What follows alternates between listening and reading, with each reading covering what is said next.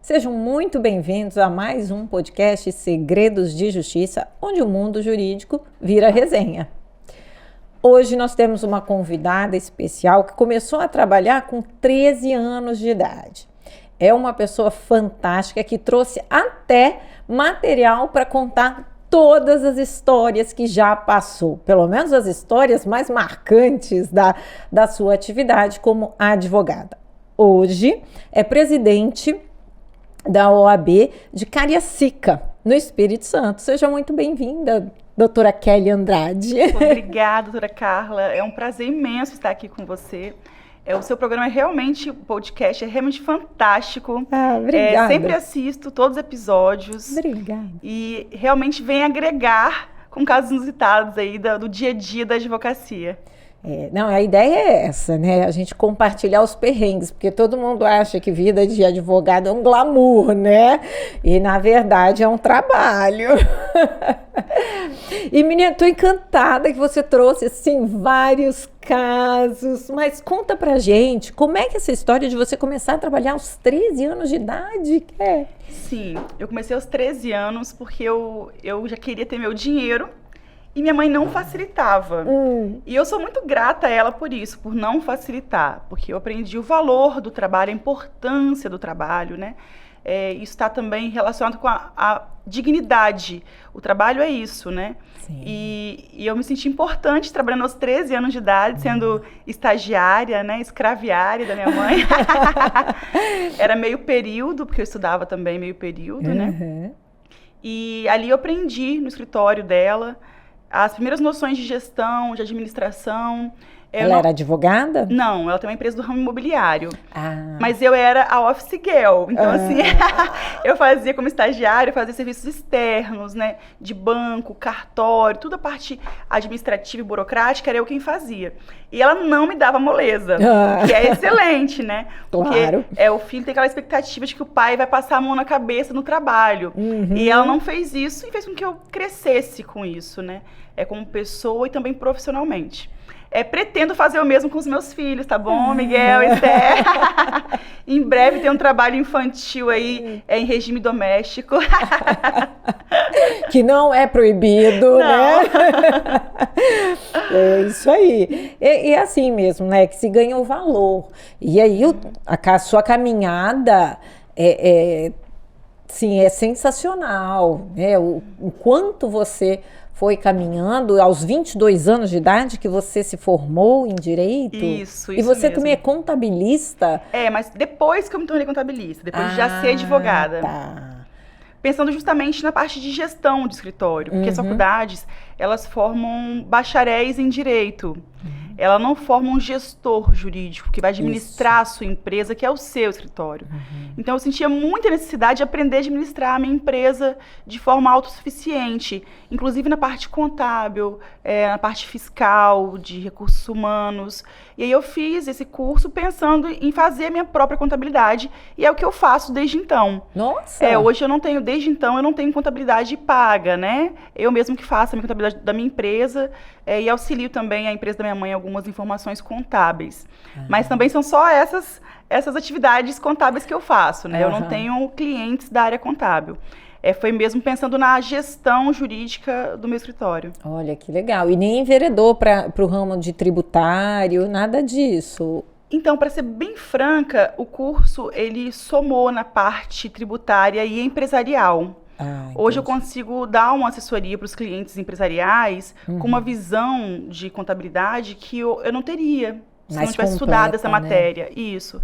Então, eu percebo assim que isso fez com que eu conseguisse ofertar também um serviço de mais qualidade para os meus clientes da área empresarial. Uma visão de empresária, sensacional.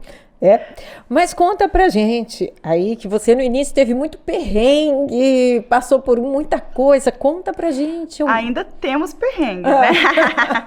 Só que mudam, os perrengues modificam, né? Vão com se o tempo. atualizando, inovando e modernizando, né? Na época eram os perrengues, assim, da geração Orkut, né? Hoje são os perrengues da geração TikTok. Então, assim, tudo vai atualizando, né? E logo mais teremos a do metaverso. Sim, e por aí vai. Certamente. Eu comecei a carreira na advocacia também com dificuldade. A minha mãe sempre fez questão de que eu alcançasse as coisas por mérito próprio. E como eu disse, né, e repito, eu sou muito grata a ela por isso. Então, ela não me deu facilidades. Fez com que eu me esforçasse para poder conseguir, né, alcançar os meus sonhos trabalhando. Então, eu comecei meu escritório numa salinha bem pequenininha, mas bem pequenininha mesmo, sozinha. Eu coloquei divisórias para poder ter a minha sala e outra, né, e mais uma pequena recepção, assim, que... se um passasse, outro tinha que esperar, porque não cabia, não era mão dupla, era mão única. E ventilador de teto, não tinha ar-condicionado, que não podia ter. O computador aquele grandão, assim, né, que tinha antigamente, né. Os móveis que eu comprei foi lá na Ilha de Santa Maria, que lá vendia os móveis usados. Era o point dos móveis usados. Meus arquivos eram de aço, aquele que puxava, fazia barulho, né? Enfim, com muita pasta. Mas pasta era sinal de muito trabalho, né? Então, quanto mais ele agarrasse, mais eu ficava feliz. Uma época que a gente gostava de pasta, né? Isso mesmo. E aí, iniciei assim, iniciei sozinha, né? Com o tempo, eu fui contratando novas pessoas para trabalharem para mim. Hoje eu tenho um escritório com 5 advogados, né? Um controlador, um funcionário da parte administrativa, da parte financeira. Enfim, hoje tem uma equipe de trabalho que me auxilia. Mas eu comecei sendo eu escritório. Era eu que atendia o telefone, eu que limpava, eu que fazia o café, eu que atendia a porta, eu que atendia o cliente, eu que ia pro fórum. Aquele início de carreira raiz, né? Isso. Aquele início de carreira raiz. Mas agora me conta, você trouxe uma pasta com vários casos inusitados que você já passou e tudo mais. O que mais te marcou aí nesses casos? Então, são muitos casos, né? Identificar um que marcou é injusto com os outros. Né? Mas eu até recorri à pasta, que é a nossa HD externo, né? Eu gosto muito de ter esse arquivo, assim, para poder a gente relembrar algumas situações, né? Claro. Hoje são quase 15 anos de carreira, então a gente esquece muita coisa que já passou. Lógico. E aí eu pensando assim, olha, eu vou na doutora Carla, vou lá no Segredo de Justiça e vou contar alguns causos, né? Quais são esses causos? Aí eu vim para a pastinha, né? A pasta das entrevistas que nós concedemos para os jornais, desde 2000 A primeira delas foi em 2007, 2008. Nossa. Desde 2008. Então tem muitas entrevistas assim para jornais. E todas elas de casos inusitados, né? Olha, que legal. E aí eu falei assim, vou compartilhar então alguns causos, Isso né? aí, então vamos lá. Que também foram, na época, veiculados por conta disso, de serem casos diferentes. Um dos casos é referente melhor, todos os casos são referentes à área civil, né? Que é a área que eu atuo. Mas logo no início da carreira, eu fiquei muito na área trabalhista. Também fez trabalhista. Foi a minha primeira área de atuação mesmo foi trabalhista. Eu tenho aqui um caso da área trabalhista, 2 casos diferentes, de empresas diferentes, reclamantes diferentes, que são bem interessantes. O primeiro é, assim, empresário quer pagar dívidas com vacas. E aí saiu no jornal isso. Interessante, na petição dele, que ele deve à minha cliente, né, que é a empregada, a reclamante, ele fala assim, mas são vacas gordas. Ele fez questão de colocar isso como atrativo. Não é qualquer assim. vaca. Um argumento para poder convencê-la a aceitar as vacas gordas dele. Mas, enfim, ela não aceitou, fizeram um acordo e resolveu. Ele era dono de uma clínica odontológica. E foi um caso que foi inusitado, porque a gente não esperava que ele fosse oferecer as vacas gordas em pagamento, né? Mas isso é comum na área trabalhista? Sim. Recentemente teve até uma notícia que foi homologado um acordo para pagamento em 30 pizzas. 30 pizzas? Aí a notícia foi essa, né? Deu em pizza, né? É triste, porque não é justo que o empregado trabalhe tanto e ao final tenha que receber dessa forma. Porque ele tem contas a saldar, né? Sim. Ele tem dívidas, ele tem compromisso, tem uma família para sustentar.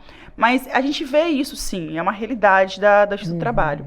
O outro caso que eu tenho também trabalhista, e contra uma empresa funerária, foi esse. A empresa ofereceu caixões E essa fez questão de falar que é caixão modelo baleia, que era o atrativo também para ver se convencia a reclamante de aceitar aí, como pagamento da dívida trabalhista, caixões modelo baleia. O que ela faria com os caixões, né? Boa pergunta, essa era a minha aqui. É algo que nem é de forma, não se comercializa de forma fácil, né? Lógico que não, né? Como que ela ia vender os caixões, fazer dinheiro para pagar as dívidas dela? E o reclamado, imagino que era uma funerária, alguma coisa assim, isso, né? E nesse caso, oferecer caixão. E nesse caso o jornal, inclusive, ilustrou colocando um caixãozinho aqui para poder demonstrar, né? São casos inusitados que realmente acontecem na justiça trabalhista. Né? E até assim, a gente entende, por um lado, também as dificuldades do próprio reclamado, com questões econômicas, tributárias e tudo mais, mas é o que você falou, o empregado trabalhou, deu seu suor em troca de uma remuneração justa pelo trabalho prestado e vai receber em pizzas, em caixões e em vacas gordas. Em vacas. Mas isso, então, de fato, a Justiça do Trabalho precisa ser... tem que ser ponderado, né? No momento do acordo e tudo mais.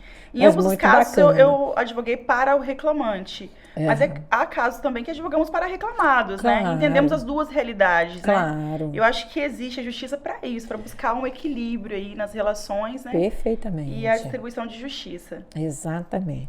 E aí você contou aí pra gente, conta aí o caso do sujeito que você já fez mais de 2 ou 3 divórcios? Em um ano eu fiz 3 divórcios do mesmo cliente. Do mesmo cliente, meu Deus. Essa pessoa gosta de se casar. Sim. E divorciar, né? 3 no mesmo ano, em 12 meses. A cada 4 meses era um casamento e um divórcio. E todos os 3 foram extrajudiciais, né? Feito em cartório, porque não tinha filhos nem bens. Porque as relações curtas também não dava tempo de ter, né, algum bem expressivo para ser partilhado. E um deles... foi um caso também que teve repercussão, que foi um caso que durou 12 dias só o casamento. Aí saiu no jornal também, né? Pedido de separação após 12 dias de casamento. Meu Deus. Então, esse mesmo cliente divorciou 3 vezes no mesmo ano, sendo que em um dos casamentos ele ficou 12 dias só casado. É um senhor de idade já, mas bem namorador, né? E você que era advogada dele? Já fixa, né? Ele já sabia onde recorrer, já sabia, tinha até garantia. O procedimento, já chegava com a certidão atualizada de casamento, ele sabe que o cartório vai pedir. Um especialista em divórcio, né? Mas agora ele tá casado, tá divorciado? Sim, depois de um tempo ele parou de casar e divorciar, né? Mas ele sabe que como é que funciona o sistema já de divórcio extrajudicial. Essa facilidade do extrajudicial, eu acho que contribuiu para isso também. Muitos perguntam, mas aumentou o número de divórcio? Mas hoje é muito mais prático. Antigamente tinha aquela regra de que só podia divorciar após 2 anos de separado de fato. E judicialmente, né? Imagina. Hoje não. Casou hoje, amanhã você pode divorciar no cartório, se não tiver filhos, não estiver grávida, né? E havendo consenso em relação à partilha de bens. Então, essa praticidade meio que trouxe à tona e facilitou, né, o divórcio. Mas, de fato, assim, 12 dias não dava para constituir muitos bens, né? Então ficou mais fácil para ele, né? Ficou mais fácil, com toda certeza. E o que mais, assim? Olha, esse caso aqui é um caso bem diferente, assim. Me procurou um rapaz e ele falou, olha, eu quero processar a minha ex porque eu separei dela e acabei esquecendo os meus documentos na casa dela. Estou pedindo esses documentos pessoais e outros e ela tem se recusado a entregar os meus documentos. E agora tem uma proposta de emprego e eu preciso desses documentos e ela não quer me dar. E eu falei, olha, vamos entrar então com uma ação no juizado, né, uma obrigação de dar coisa certa, né, de entregar esse documento, sob pena de multa diária, inclusive, caso ela não entregue os documentos. E aí movemos uma ação no juizado especial. Chegando na audiência, ela foi bem direta, ela falou assim, olha, não tenho documentos, queimei todos eles. Ela chegou lá e falou isso. Na frente do juiz, né? E eu fiquei surpresa, porque eu tinha esperança de que ela fosse entregar os documentos em audiência. Não fez uma fogueirinha mesmo. Fez. Tacou fogo nos documentos dele. E aí ele ficou assim arrasado, ela foi condenada a pagar o valor de 2.000 na época, mas esse valor ele investiria para poder tirar a segunda via, mas tem um trabalho, todo o transtorno de tirar documentos. Teve uma multa diária fixada para ela também, né, que poderia converter em perdas e danos. Mas enfim, eles resolveram a situação e logo depois ela se envolveu com outro rapaz. Então eu a conhecia só em razão desse processo. E esse outro rapaz que ela se envolveu, né, ela veio a namorar, ele é meu cliente. Ele é meu cliente muito antigo, inclusive. E ele me contou um dia, rindo muito, ele falou assim, Kelly, eu estava na casa da minha atual namorada e quando eu abri a porta do guarda-roupa dela, dei de cara com a sua foto. Aí eu falei, mas a minha foto? Ele falou assim, na verdade, no jornal, né? A foto no jornal. E o porquê? Qual a matéria que era? Ele falou assim, aquele caso da namorada que queimou os documentos do ex por raiva, é ela. Eu falei, gente, mas que mundo pequeno, né? E ele ficou surpreso. Ele falou, quando ele abriu a porta, deu de cara com a minha foto assim, ele falou assim, uai, o que a minha advogada tá fazendo aqui dentro? No seu armário. E aí ela foi explicar, não, ela abriu um processo contra mim, representando o meu ex, né? E contou toda a história pra ele. Mas enfim, ela guardou carinhosamente a matéria que saiu no jornal sobre esse caso. E acabou que hoje ela também é minha cliente desde então, e também uma amiga pessoal, né? Que legal. E aí até hoje a gente ri dessa história, né? Porque realmente o mundo é pequeno mesmo, né? Muito pequeno, muito E dá pequeno. muitas voltas, né? Dá muitas voltas, não tenha dúvida. E, assim, com tudo isso, você já chorou muito com o cliente? Olha... Ou se emocionou muito? Me emocionei muito, né? Tem muitos casos realmente que nos comovem. E o cliente, ele procura advogado carregado de sentimentos, né? De dores, mágoas, traumas. E a gente até brinca e fala que advogado é meio psicólogo, né? Porque, na verdade, é ali que é uma das primeiras portas que ele bate. Antes mesmo de procurar um terapeuta, um psicólogo, ele procura advogado primeiro. E ali é o primeiro acolhimento que a gente faz ao cliente. Então, a gente presencia essa dor, né? Esse sentimento. E são vários sentimentos. São mistos. E a gente tem que saber administrar isso também. Mas eu compreendo também que a função do advogado é proteger o cliente dele mesmo, muitas vezes. Então, a gente não pode se dar o direito de se emocionar muito com o caso, né? Ainda que você seja humano, e tem que ser realmente, né? Mas tem que ser mais racional do que emotivo. Porque é isso que eles esperam, que nós o protejamos. E isso exige uma racionalidade, né? Então, já me emocionei muitas vezes, né? Do cliente chorar. Na minha mesa tem, inclusive, uma caixinha de lenços. Acho que todo advogado deve ter uma caixinha de lenços. A gente já lida no dia a dia com essa situação. E toca o coração, o olho, né, enche de lágrima. Mas a gente tem que manter firme no objetivo de praticar a justiça, né? E dar a ele a paz que ele busca quando ele quer que a gente resolva uma situação para ele. O advogado é nada mais do que um grande resolvedor de problemas, né? Eu acho que uma característica nossa é sermos resolutivos. Então, quando o cliente nos traz um problema, é a nossa tarefa, a nossa missão, dar a solução para ele. Ou que, no mínimo, devolver um conforto. Exato, porque quando a gente dá o melhor na defesa e busca por justiça, pelo direito do cliente, aquilo já conforta. E sabe que ele não está sozinho, de que ele tem alguém que está realmente buscando fazer justiça para ele. Tem casos mais delicados que envolvem a questão trabalhista e previdenciária, aquele limbo que a pessoa fica, não recebe da empresa, não recebe do INSS, passa dificuldades, passa fome muitas vezes, ninguém olha por eles. Então são casos que realmente tocam o nosso coração, né? Que não tem como nós ficarmos frios diante disso. Nós somos humanos e temos que ser humanos. Porque eu entendo que a premissa antes de ser um bom profissional, você tem que ser um bom ser humano. Porque é isso que te faz um bom profissional, né? É isso mesmo. Exatamente. Exatamente. Mas conta pra mim, você estava contando antes da gente começar os casos também de saúde. Você já teve alguns casos assim, inusitados de saúde? Sim, a área civil ela é bem ampla, né? É muito ampla. Aí você faz família também? Família, consumidor, indenizações de modo geral, né? Que é parte de responsabilidade civil. E nós temos muitas ações no escritório envolvendo erros médicos, erros de procedimento, de diagnóstico, E esses casos também são casos bem delicados. Sim, sem dúvida. Eu posso citar 3 casos que tiveram repercussão, inclusive na mídia também, porque foram casos que chocaram em razão da gravidade, né? Um deles foi de um cliente nosso, que ele acidentou na empresa e foi operar. Ele machucou um joelho no trabalho. Ele era operador de máquinas. E ele acabou tendo um acidente lá na empresa e machucou um joelho direito. E ele foi internado para operar o joelho direito e operaram de forma equivocada o joelho esquerdo dele. Com isso, ele parou de andar. Ele ficou numa cama durante anos definhando, né? Nós tivemos ação contra o INSS, trabalhista, por fim, ele teve que buscar uma residência inclusiva para ele, porque ele não tinha quem o ajudasse. E passou por muitos problemas decorrentes desse erro médico.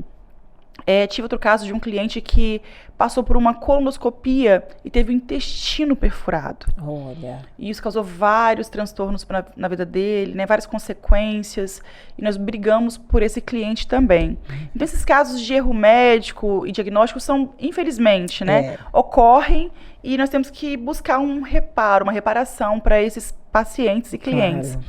Claro. Teve um também que a cliente estava gestante. E ela foi fazer o exame de ultrassonografia e a conclusão é que ela tinha abortado, que o feto estava sem vida. E ela ficou desesperada. Perdi meu filho. E o marido também ficou desesperado, uma comoção geral na família. E aí ela foi fazer a curetagem, um procedimento, né, para poder retirar o feto que já estava morto, segundo o diagnóstico, né, no ventre dela. E chegando no local, no hospital, para poder fazer o procedimento, eles verificaram que o feto estava vivíssimo, com o coração disparando, batendo, estava super vivo. E não entenderam por que saiu aquele resultado do ultrassom onde que ele estava morto. Ela falou, não é o caso. Está mais do que vivo, seu filho. Inclusive, vem cá escutar os batimentos cardíacos dele. Olha, que arrepiada. Sim. E aí ela ficou feliz, mas ao mesmo tempo chateada, porque ela vivenciou um momento muito de dias, né, de sofrimento com o marido, imaginando que tinham perdido o filho. Esses casos de erro de diagnóstico, procedimento, eles causam uma dor não só física, mas também emocional, né? Sem dúvida. Não, sem contar que o próprio, né, nós já falamos aqui em outras entrevistas, o processo é sempre uma dor a mais, né? Não é só o processo em si, né? Tem aquele processo paralelo a ele, que é um processo emocional. Sim, né? E muitas vezes há essa questão de revitimização, né? Você torna a pessoa vítima novamente, mas agora de um processo. Exato, exatamente. E como é que começou a sua história com a OAB, que hoje você foi eleita com uma eleição expressiva em Cariacica, de 73% de votos, não é isso? Isso mesmo. E como é que começou a sua história na OAB? Então, eu acho que começou por eu ser chata. Porque eu vi algumas coisas no dia a dia ali da militância, né, do fórum, e eu pensava, poxa, mas poderiam fazer isso, né? E por que não fazem? Aí eu requeria, por escrito, a OAB, a minha subseção, e pedia providências ao presidente. Aí eu protocolei 1 requerimento, 2, 3 requerimentos. E ele falou assim, você não quer vir trabalhar com a gente como voluntária, não? Já que você está enxergando as coisas erradas, vamos lá. E eu falei assim, olha, eu posso contribuir, né, indiretamente, fazendo os requerimentos, aí o senhor aí já coloca no formato da instituição e já assina e protocola. E assim foi, né? Foram vários pedidos que eu fiz na época. Teve um pedido que eu me lembro, que foi um guichê exclusivo para advogados no protocolo. Porque nós tínhamos que ficar numa fila gigantesca, junto com as partes que buscavam o andamento, né? No mesmo local onde protocolava as petições. E eu falava, olha, estamos a trabalho, é um exercício de uma função. Então tem que haver um tipo de atendimento preferencial em razão disso, né? Lógico. E na época eu fiz esse requerimento, o presidente assinou, protocolou, conseguimos. Eu lembro de outro que havia um Banestes dentro do fórum que não pagava alvará para os advogados. Eu falava, se é um PAB, né, se tem um objetivo de atender o judiciário, por que não paga alvará, né? E aí, na época, eu também fiz o requerimento, o presidente da época também assinou, e fomos juntos tentar resolver essa questão do PAB. Conseguimos fazer com que o Banestes voltasse a pagar alvarás dentro da unidade do fórum, né? E algumas questões que eu já ia verificando no dia a dia, que eu fazia o requerimento e contribuía com a OAB no sentido de resolver aquele problema que beneficiava toda a advocacia. E assim eu iniciei, sem ter cargo nenhum. No ano eleitoral seguinte, esse presidente me chamou da subseção, né? E falou assim, olha, você quer ser conselheira da OAB? Aí eu falei assim, olha, como é que funciona? Ele falou, é um triênio, né? A função do conselheiro é essa. E me explicou como é que funcionava. Ele, olha, mas você vai ser suplente. Eu falei, não tem nenhum problema, né, com o nome, né, do cargo, né? Se eu puder contribuir, vai ser ótimo. E eu topei.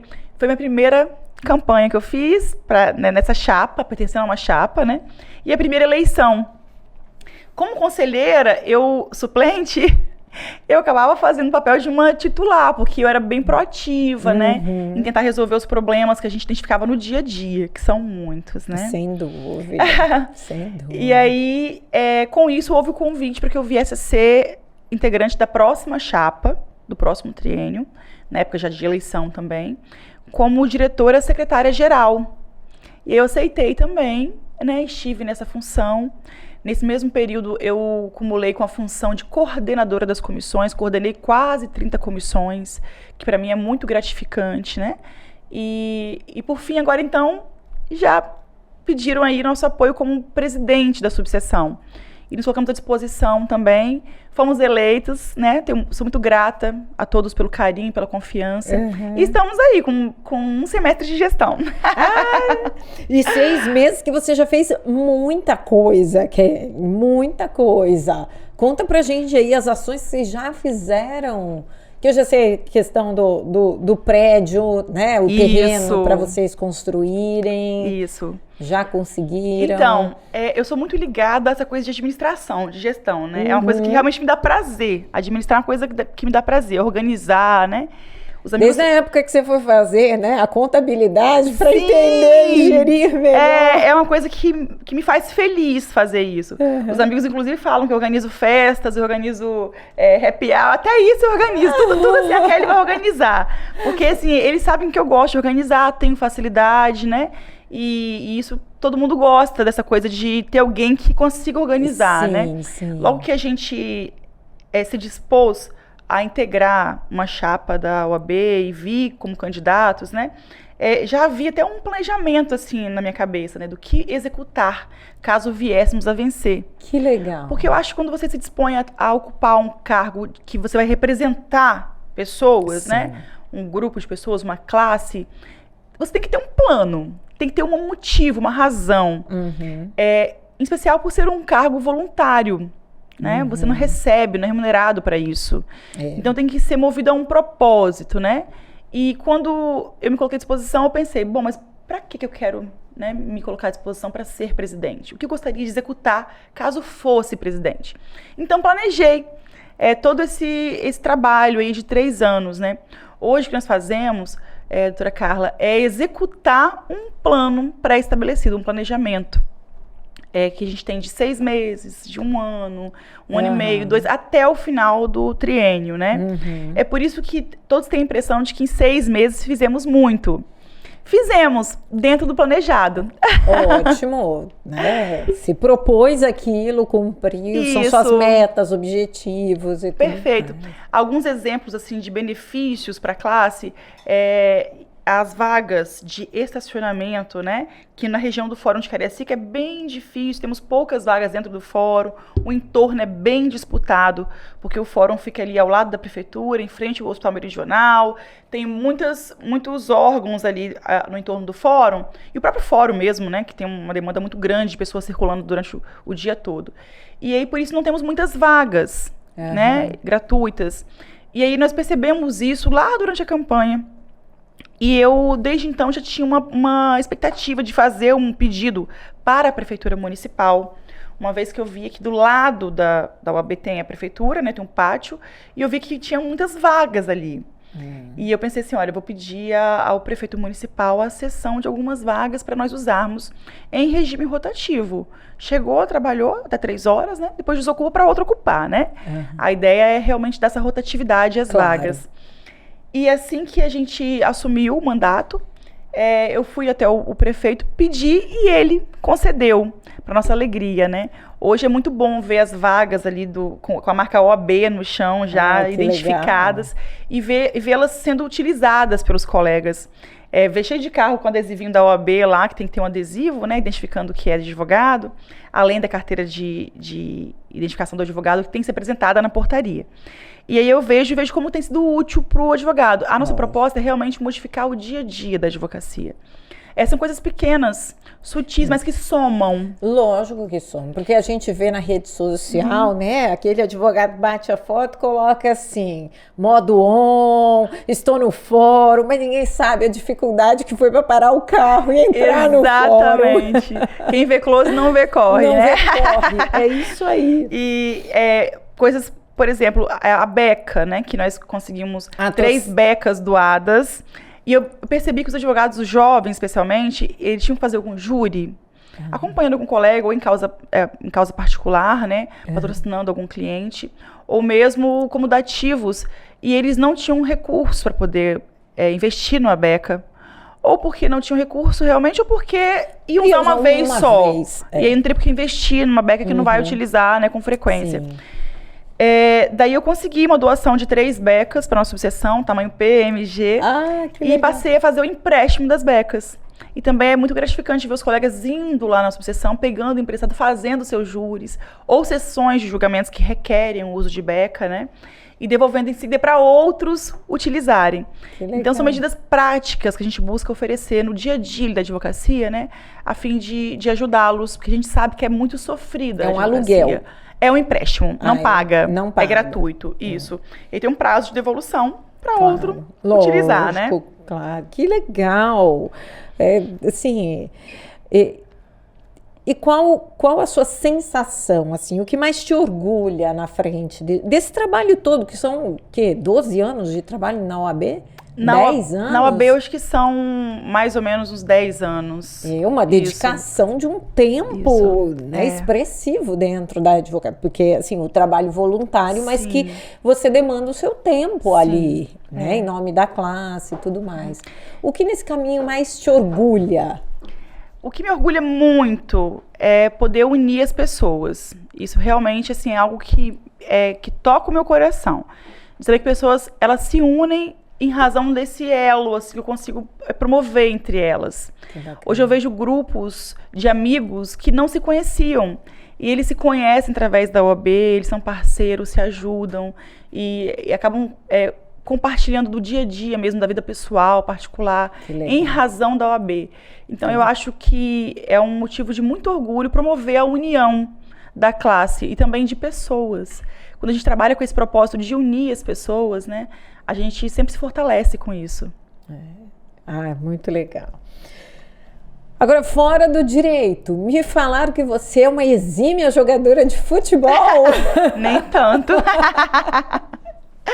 Nem Joga tanto. mesmo? Então, eu brinco de futebol, né? Eu não jogo, mas assim, eu tenho uma história com futebol. Meu avô, ele é de Campos, no Rio de Janeiro. E ele chama de back central, na época usava esse nome, né? Para a posição dele no futebol. E ele jogou um futebol profissional. Ele chegou a jogar pelo Corinthians. Olha! Sim, ele tem um amor, ele sempre teve um amor muito grande pelo futebol, né? Só que ele teve um amor muito maior pela minha avó. E ele deixou o Corinthians, que era em São Paulo, para poder se casar com ela. Abandonou a carreira de jogador e veio morar na Baixada Fluminense com a minha avó, com quem ele teve aí os seus filhos, inclusive meu pai, né? Mas não abandonou o futebol. E eu ouvi essa história sempre, né? Da história de amor do meu avô pela minha avó. Ela veio a falecer muito cedo e ele dizia que ele não teria outra mulher, que ela era o grande amor da vida dela. Ele realmente faleceu viúvo, honrando a minha avó. E a gente sempre se orgulhou muito, né? Pela dignidade, integridade, honestidade do meu avô, pelo caráter dele. E ele sempre foi um amante de futebol, a ponto de ter um campo de futebol do lado da casa dele, um campo real, grande, gramado, com tudo, com a parte do vestiário, né, as traves. E aí eu sempre ia nas férias, né, para lá com meu pai. Umas 3 vezes ao ano nós íamos para lá. em uma das férias, aquela de dezembro, janeiro, a gente ficava bastante tempo, mais de 30 dias lá. Todos os netos, né, brincando. E aí, a bola era nosso brinquedo. Não tinha nem tablet, nem celular, nem computador. Que bom por isso, né? E a gente pôde apaixonar-se pelo futebol, assim como o meu avô era apaixonado. Então, assim, minha família toda gosta de futebol. E eu também não fui diferente. Eu gosto muito de futebol. Joguei na adolescência, nas escolas, né? Na escola joguei. Jogava na rua também. Que legal. E aí, quando veio a proposta de ter um time de futebol feminino lá em Cariacica, eu logo encampei a ideia e falei, vamos montar esse time então. E assim, estive desde o primeiro jogo, né? Do primeiro treino que nós tivemos. E estou até hoje. Junto com um grupo de advogadas que jogam futebol também. Que legal. Tem amor pelo futebol. Não somos jogadoras, né? Somos advogadas, mas usamos o futebol como uma forma também de ter uma atividade física, né? A gente fala que nunca é só futebol, né? É muito mais do que isso, né? Relacionamento, união. O próprio esporte, ele traz princípios de vida pra gente. Sim, e além disso, é uma forma de combater nosso estresse também, né? Claro, né? Uma válvula de escape, exatamente. Chuta a bola. Às vezes a gente até, né, visualiza alguém na bola. O goleiro que lute, né? O goleiro que lute. Kelly, agora chegou uma hora que a gente faz um bate-bola. Eu falo alguma coisa e você me responde o que vier à cabeça. Tá? Nunca diga para um advogado. Nunca diga para um advogado que... Nunca diga não para o advogado, porque ele vai buscar o sim. Audiência virtual ou presencial? Pode ser híbrida? Pode. Processo físico ou eletrônico? Eletrônico. Alvará é? Alvará é alegria. Justiça é? Justiça tem a ver com direito. É ser honesto, não lesar ninguém e dar a cada um o que é seu. O que você gostaria de ouvir se estivesse começando hoje? Continue. Persista. O que mais te irrita num processo? Não lerem. Não ler, o que diria para uma pessoa que diz que advogado tem vida fácil? Para não assistir suítes mais, porque não é realidade. Direito nas redes sociais? Posicionamento e forma de prospecção lícita de clientes. Nunca comece uma sustentação com? Medo. Boa. O que fazer quando a liminar chega para ser cumprida na sexta-feira às 18 horas? Tem o telefone do oficial de justiça. Se não fosse advogada, seria? Jogadora de futebol, mentira. Eu acho que eu seria contadora. Legal. Kelly, foi um prazer recebê-la aqui. Adorei nossa conversa. Está convidada para vir várias outras vezes aqui já. Foi realmente um prazer esse bate-papo e essa troca de experiências que você trouxe aqui para gente. Eu que agradeço. Inclusive, parabenizo, porque é um programa que parece ser só de casos, mas não é. Ele inspira realmente. Ele mostra que é possível, que nós estamos todos juntos no mesmo barco e que quem pode sonhar pode realizar. Exatamente. Muito, muito, muito obrigada. E para vocês, não se esqueçam de se inscrever, compartilhar e comentar aqui embaixo se você também tem algum caso. Quem sabe, qualquer hora, você também não vem aqui. Muito obrigada, até a próxima!